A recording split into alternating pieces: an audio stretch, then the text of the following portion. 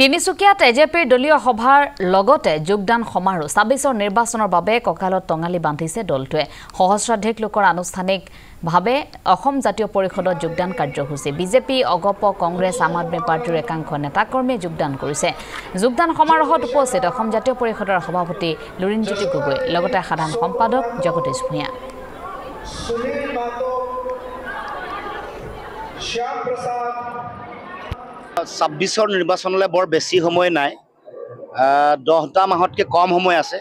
আৰু আমি দেখিছোঁ যে অসমৰ সকলো প্ৰান্ততে সকলো জাতি জনগোষ্ঠী ভাষা ভাষী ধৰ্মাৱলম্বী লোক অসম জাতীয়তাবাদৰ ভেটি শক্তিশালী কৰা আৰু জাতীয়তাবাদৰ প্ৰতি আকৰ্ষিত হৈ আমাৰ দলৰ মজিয়ালৈ আহিছে আজি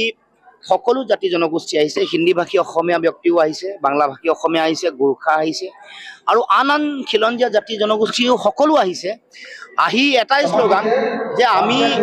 বিজেপিৰ ভয়াবহ যিটো ৰাজনীতি এইটো উৎখাত কৰিবলৈ হ'লে আমি একলগে যুঁজিব লাগিব আৰু সেইকাৰণে আমি দেখিছোঁ যে বিজেপিৰ বহু নেতা কৰ্মকৰ্তা আহিছে টিএমচি আহিছে আপৰ আহিছে গণপৰিষদৰো আহিছে গণপৰিষদৰ হৈ নিৰ্বাচন খেলি পৰাজিত হোৱা প্ৰাৰ্থীও আমাৰ দলত যোগদান কৰিছে এইটো মই ভাবোঁ আশাৰ বতৰা এয়া আৰম্ভণি আৰু আহি থাকিব লগা দিনসমূহত আৰু শক্তিশালী ৰূপত আমাৰ দলত যোগদান কৰিব আমি এটা কথা স্পষ্টকৈ কৈছোঁ আমি যিটো ৰাজনীতি কৰিছোঁ এটা সমাজমুখী ৰাজনীতি মানুহৰ কাৰণে অসমৰ ভৱিষ্যত যদি শক্তিশালী কৰিব লাগে প্ৰতিটো জাতি জনগোষ্ঠী ভাষা ভাষী ধৰ্মাৱলম্বী লোকৰ সমমৰ্যাদা সম অধিকাৰ আৰু সম উন্নয়ন লাগে তেতিয়াহ'লে আমাৰ হাতত এটাই বিকল্প আছে জাতীয়তাবাদ আৰু ইয়াত আমি দেখিছোঁ যে বহুতে